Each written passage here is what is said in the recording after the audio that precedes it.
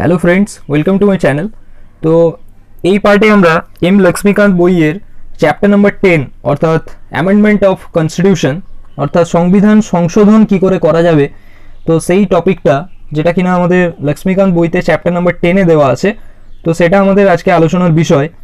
তো ভিডিওটা তোমরা শেষ অবধি দেখতে থাকো। আশা করছি ভিডিওর যে কনসেপ্টটা রয়েছে মেন, যে অ্যামেন্ডমেন্ট অফ কনস্টিটিউশন বা সংবিধান কি করে সংশোধন হবে, তো সেই কনসেপ্টটা তোমরা পুরো ভিডিও কমপ্লিট করো, পুরোপুরি বোঝা যাবে। তাহলে অ্যামেন্ডমেন্ট অফ কনস্টিটিউশন অর্থাৎ সংবিধান যে সংশোধন করা যেতে পারে, তো সেই রকম একটা পাওয়ার যেটা আমাদের আর্টিকেলে মানে সংবিধানের 368 ধারা, দেখো 368 এই আর্টিকেলে অর্থাৎ আমাদের যেটা কিনা পার্ট 20-র মধ্যে পড়ছে, সেই রেসপেক্টে পার্লামেন্টকে দেওয়া হয়েছে। অর্থাৎ পার্লামেন্টকে একটা পাওয়ার দেওয়া হয়েছে, সংবিধান এর যদি প্রয়োজন হয় তাহলে আমরা সংবিধানকে কি করতে পারি, সংশোধন করা যেতে পারে বাই পার্লামেন্ট। এবং সেই পাওয়ারটা শুধুমাত্র পার্লামেন্টকে দেওয়া আছে, এমন নয় যে আমাদের স্টেটের যে সমস্ত আইনসভাগুলো রয়েছে, স্টেট লেজিসলেচার যেগুলো রয়েছে, তাদেরকে কিন্তু এরকম কোনো পাওয়ার দেওয়া নেই। তাহলে শুধুমাত্র আমাদের সংবিধানকে সংশোধন করার যে পাওয়ার অর্থাৎ অ্যামেন্ড করার যে পাওয়ার, সেটা পার্লামেন্টকে দেওয়া হয়েছে। এবং আমরা এখানে দেখব যে আমাদের শুধু আমাদের নয়, যে কোনো কান্ট্রির রিটেন কনস্টিটিউশন, যে সমস্ত কান্ট্রির লিখিত সংবিধান রয়েছে অর্থাৎ রিটেন কনস্টিটিউশন রয়েছে, তাদেরই এই রকমের একটা পাওয়ার রয়েছে যে রিটেন কনস্টিটিউশন থাকলেই কি হবে না, সংবিধানকে সংশোধন করার একটা পাওয়ার দেওয়া থাকবে, যাদের কিনা লিখিত সংবিধান থাকছে। যেমন আমরা যদি বলে থাকি যে পরের স্লাইডে আমরা দেখব যে ব্রিটেনের ক্ষেত্রে কি হয়, কোনো রকম লিখিত সংবিধান নয়, তো সেই কারণের জন্য সেটা খুব ফ্লেক্সিবল হয়। ঠিক আছে, তাহলে আমি যেটা বলছিলাম যে like any other written constitution, অর্থাৎ যে কোনো ধরনের যে রিটেন কনস্টিটিউশন রয়েছে, তো যে কোনো টাইপ অফ রিটেন কনস্টিটিউশনের ক্ষেত্রে like any other written constitution, আমাদের কনস্টিটিউশন অফ ইন্ডিয়া সেটা হচ্ছে আমাদের প্রোভাইড করে থাকে যে constitution of India also provides for its amendment in order to adjust itself to the changing condition and needs. অর্থাৎ যেখানে যেখানে আমাদের কোনো রকম কন্ডিশন রয়েছে অর্থাৎ কোনো রকম নিডস, আমাদের দরকার অনুযায়ী আমাদের বিভিন্ন যখন যেরকম দরকার হচ্ছে, আমরা সেরকম কনস্টিটিউশনকে কি করতে পারি, অ্যামেন্ড করার একটা পাওয়ার রয়েছে। যে কোনো রিটেন কনস্টিটিউশনে এই পাওয়ারটা দেওয়া থাকে, সেরকম আমাদের ভারতের সংবিধানকেও এই পাওয়ারটা দেওয়া হয়েছে। দেখো এখানে আমি মার্ক করেছি, বুঝতে পারবে। দেখো এবার আমি হাইলাইটার দিয়ে মার্ক করেছি কোন পয়েন্টগুলো আমাদের ভালো করে জানতে হবে। নেক্সট পয়েন্টে দেখো রয়েছে, the procedure laid down for its amendment is neither as easy as in Britain and nor as difficult as in USA। অর্থাৎ ব্রিটেনের ক্ষেত্রে কি হয়, যেহেতু লিখিত সংবিধান নয়, তো সেই কারণের জন্য ওটা কি হয়ে থাকে না, ব্রিটেনের ক্ষেত্রে কনস্টিটিউশনটা অ্যামেন্ড করা যায় খুব ইজিলি ভাবে, কিন্তু ইউএস এর ক্ষেত্রে সেটা খুব বেশি ডিফিকাল্ট হয়। তো সেই কারণে এখানে বলা হয়েছে যে in other words the Indian constitution is neither flexible nor rigid but a synthesis of both। যে ভারতের সংবিধান সেটা এতটাও ফ্লেক্সিবল নয় যে খুব সহজেই ভেঙে যাবে, সেরকম নয়, আর নর রিজিড মানে এতটাও শক্তিশালী নয়, এতটাও শক্ত নয় আমেরিকার কনস্টিটিউশনের মতো। তার মানে এটা হচ্ছে ব্রিটেনের কনস্টিটিউশনের মতো এত ইজি নয়, আবার আমেরিকান কনস্টিটিউশনের মতো এতটা হার্ড নয়, এতটা রিজিড নয়, but A synthesis of both. অর্থাৎ আমাদের যে ইন্ডিয়ান কনস্টিটিউশন রয়েছে সেটা হচ্ছে synthesis of flexible and rigidity, যেটা আমরা সাইলেন্ট ফিচার্স অফ ইন্ডিয়ান কনস্টিটিউশনও এই পয়েন্ট আমরা পড়েছিলাম। দেখো এরপরে আমাদের যে স্লাইডে যে পয়েন্টটা রয়েছে যে article 368 in part 20 of the constitution deals with the powers of parliament to amend the constitution and it's procedure. অর্থাৎ যেটা আমি একদম ভিডিও শুরুতেই বলেছিলাম যে 368 নম্বর ধারা অনুযায়ী, এবং যেটা হচ্ছে আমাদের অধ্যায় 20-তে রয়েছে article 368 and part 20 of the constitution, যেটা কিনা ডিলস করছে with the powers of parliament. অর্থাৎ যেটা আমাদের ডিল করছে যে মানে ওই আর্টিকেল 368 এবং আমাদের 20 নম্বর পার্টে কনস্টিটিউশন যে অ্যামেন্ড করার অর্থাৎ সংবিধান সংশোধন করার একটা ক্ষমতা পার্লামেন্টকে দেওয়া রয়েছে, এটাই এখানে বলা হয়েছে। And parliament can not amend those provisions which form the basic structures of the constitution.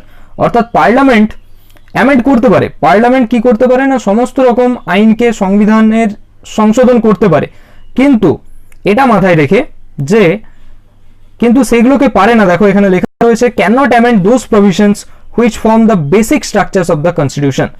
বলতে চাইছে কি পার্লামেন্ট সমস্ত লকে অ্যামেন্ড করতে পারে নিজের নিড মতো, ইচ্ছে মতো, যখন যেটা দরকার হবে, ইচ্ছে মতো নয় মানে যখন যেটা দরকার হবে, নিড থাকলে সেটা অ্যামেন্ড করতে পারবে, কিন্তু সেই সমস্ত কন্ডিশনসকে অ্যামেন্ড করতে পারবে না যেখানে কিনা সংবিধানের বেসিক স্ট্রাকচার যেটা সেটা চেঞ্জ হয়। তো বেসিক স্ট্রাকচারকে চেঞ্জ করে নয়, যেটা আমাদের সুপ্রিম কোর্ট রুল করেছে ইন দ্য কেশবানন্দ ভারতী কেসে।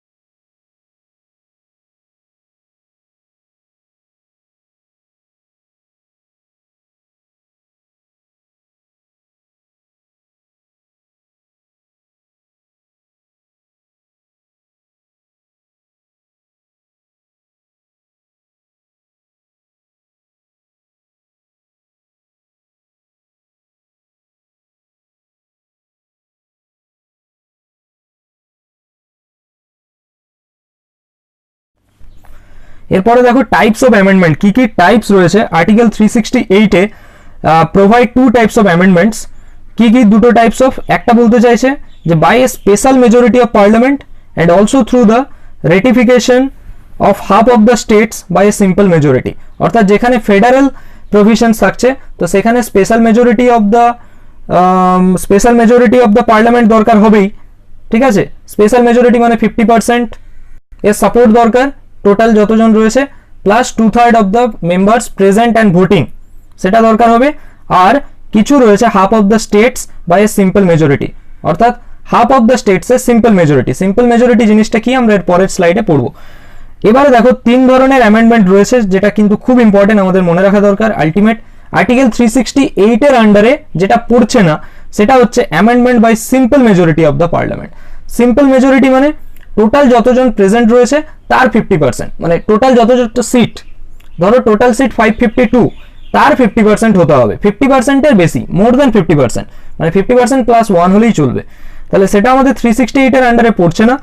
আর দুটো যেটা যে স্পেশাল মেজরিটি অফ পার্লামেন্ট সেটাও 368 এর আন্ডারে পড়ে, আর amendment by special majority of parliament and the ratification of half of the state legislatures. কিছু কিছু ক্ষেত্রে আমাদের যেখানে ফেডারেল প্রভিশনস থাকছে সেখানে স্টেট, বিভিন্ন রাজ্য, যতগুলো রাজ্য রয়েছে সেই হাফ অফ দ্য স্টেটস, মানে আমাদের 28টা রাজ্য, তার মধ্যে 15টা রাজ্য, 14 হচ্ছে হাফ, তার থেকে এক বেশি, তার সম্মতি থাকা।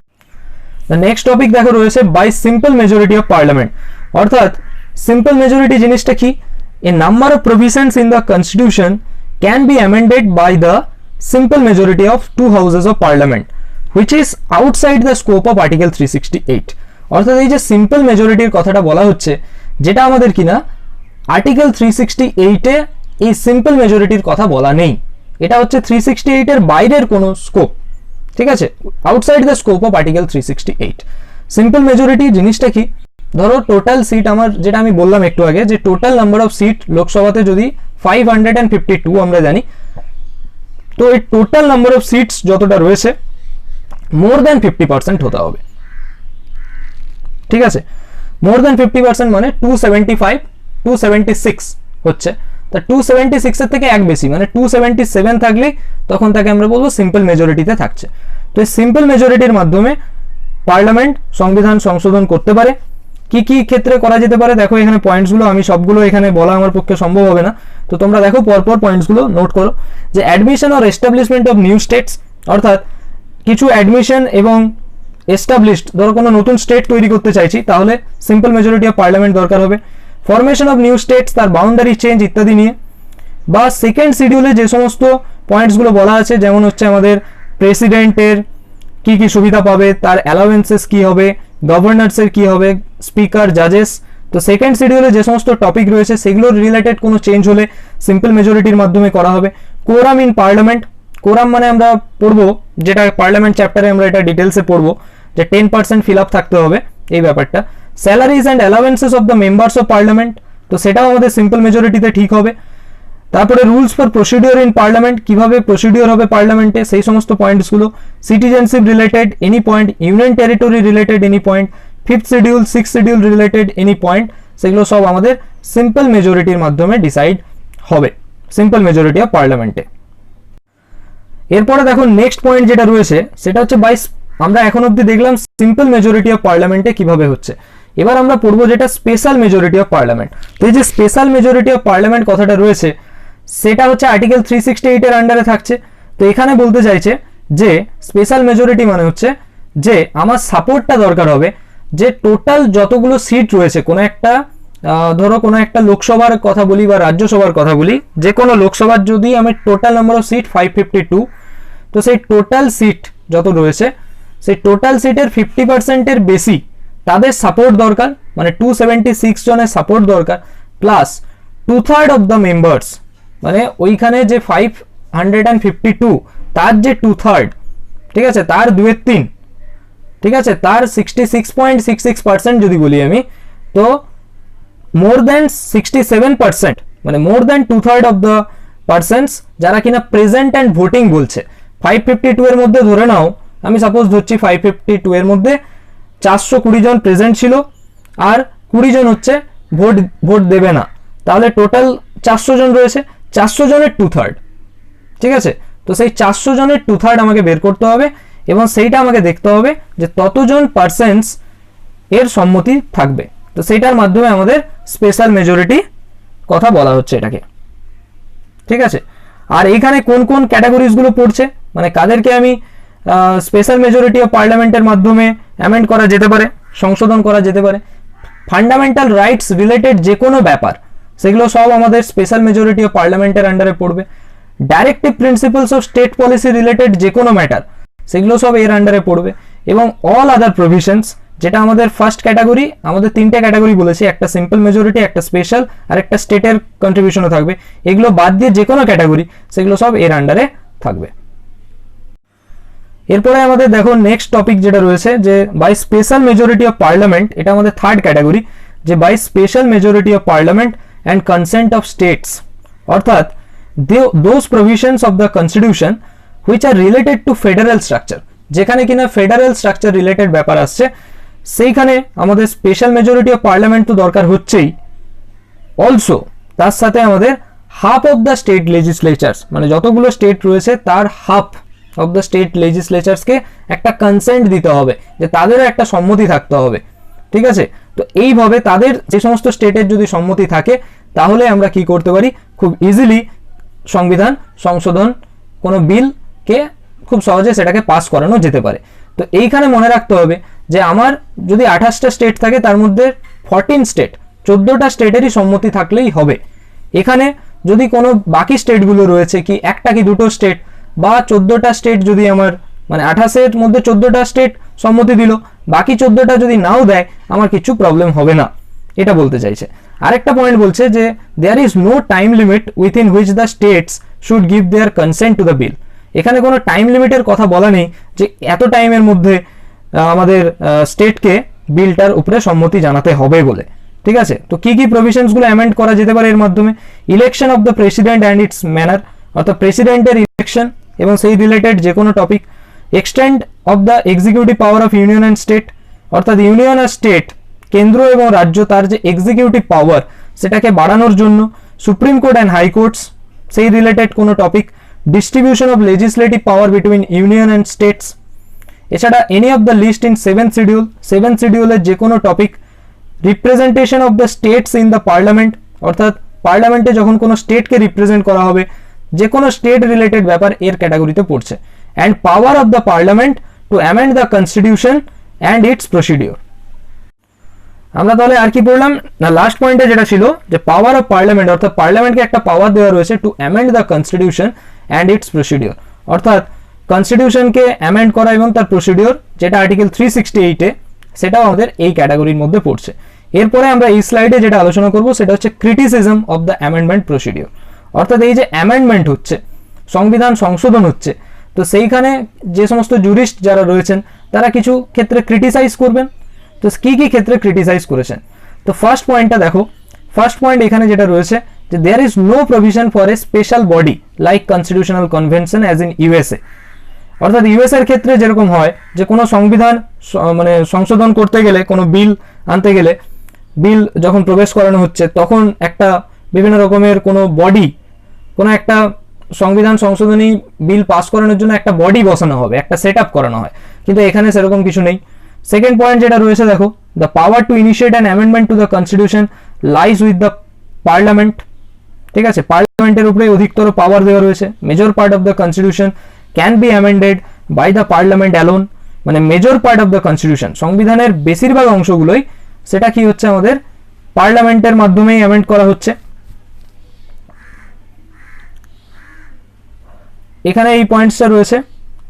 আর নেক্সট পয়েন্ট দেখো, point number 4, the constitution does not prescribe the time frame within which the state legislature should ratify or reject an amendment submitted to them, অর্থাৎ এখানে কোনো যেটা আমি থার্ড ক্যাটাগরির মধ্যে বলা হলো, অ্যামেন্ডমেন্টের যে থার্ড ক্যাটাগরি, যে স্টেট লেজিসলেচার্স অর্থাৎ রাজ্য আইনসভা যেগুলো রয়েছে তাদেরকে কোনো পার্টিকুলার টাইম লিমিট দেওয়া হয়নি যে এই টাইমের মধ্যে তোমরা তোমাদের সম্মতি জানাও, বা যদি বিলটাকে মনে হয় যে রিজেক্ট করা তাহলে তোমরা রিজেক্ট করো, তো সম্মতি হ্যাঁ বা না সেটা জানানোর যে একটা টাইম লিমিট, সেটা কোনো রকম টাইম লিমিটের কথা সংবিধানে বলা হয়নি।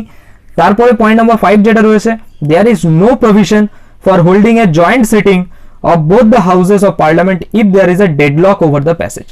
Deadlock মানে যখন যে দুটো যে সভা রয়েছে, রাজ্যসভা লোকসভা, এদের মধ্যে যখন কোনো রকম টাই হচ্ছে, মানে দুজনের মধ্যে বিভেদ একটা তৈরি হচ্ছে, ডেডলক হচ্ছে, তখন যে জয়েন্ট সিটিং করে একটা যে তাদের মধ্যে মানে মীমাংসা করা যে কোনটা তাহলে কি হচ্ছে, জয়েন্ট সিটিং এর যে ভোট হবে বেশি সেইটা দেখার ব্যাপার এখানে কোনো নেই। এটা একটা পয়েন্টস। পয়েন্ট নাম্বার 6 যেটা রয়েছে, the process of amendment is similar to that of A legislative process. অর্থাৎ যেরকম লেজিসলেটিভ প্রসেস হয় তার মতো এটা একটা সিমিলার, যে কারণে এটাকে ক্রিটিসাইজ করা হয়েছে। And this provisions relating to amendment procedure are too sketchy, ঠিক আছে, hence they leave a wide scope for taking the matters to the judiciary।